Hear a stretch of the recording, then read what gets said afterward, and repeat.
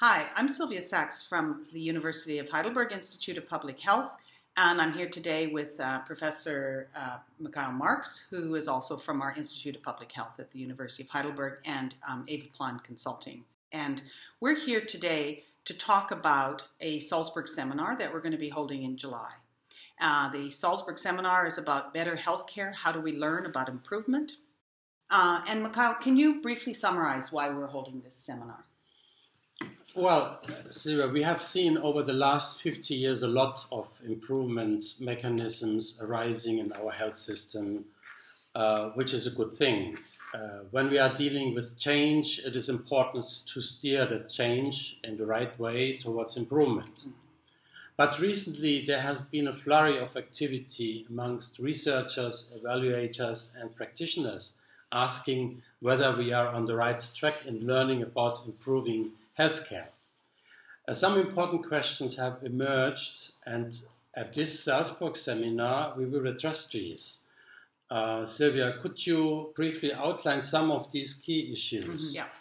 I guess for me, Michael, one of the key issues, the key questions is about ownership. How do we engage stakeholders so they are involved in improving healthcare? This is not just providers, but also politicians, patients, community leaders, and so forth. And so for me, this is one issue, and then another key issue has to do with addressing complexity in our improvement efforts. Quality is dynamic. It's not static. It's a journey. It's not a destination. We deal every day in our health system and organizations with complexity and changes, and we need to be able to adapt to these in an ongoing manner. This is also related to the question of ownership, as I mentioned before. We human beings tend to have our comfort zones, and improvement is about being willing to question what we're doing and be willing and able to learn from successes and failures and change for the better. Would you like to add something else there? Yeah, I think there are no silver bullets to bring about improvements. A lot depends on the context in which we work. Again, relating to the first point, human beings are not homogeneous.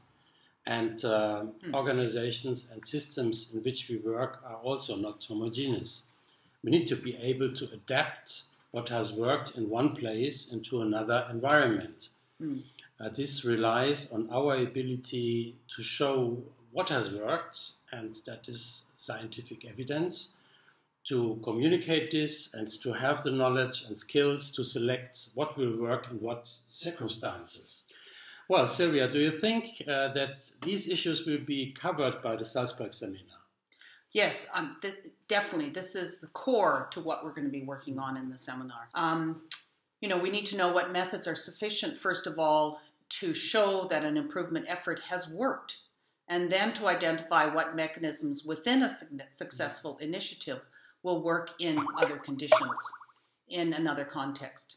We don't want to continually reinvent the wheel, but we want to make sure the wheel will work on the surface, which is our reality, our context.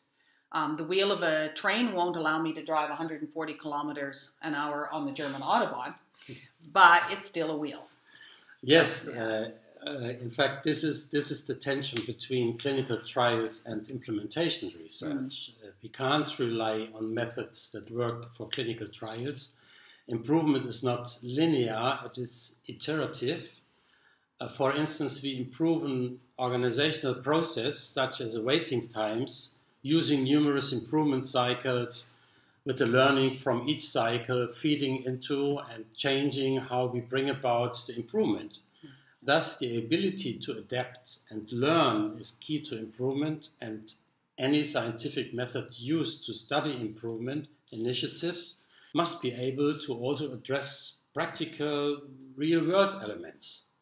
There has been progress in the field. Several scientists and practitioners have developed frameworks and standards for undertaking improvement research and evaluation in complex systems.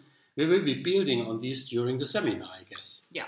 The seminar is going to be a tremendous opportunity to gather thought leaders in improvement science from around the world, from health, care, and related fields, to work towards a robust framework for studying and disseminating learning about improvement. In preparation for the seminar, we published a paper in the recent edition of the International Journal for Quality in Healthcare, and this includes some of the specific questions we will explore in working towards an improved epistemological paradigm for improvement. So, thank you, Michael, for being here today.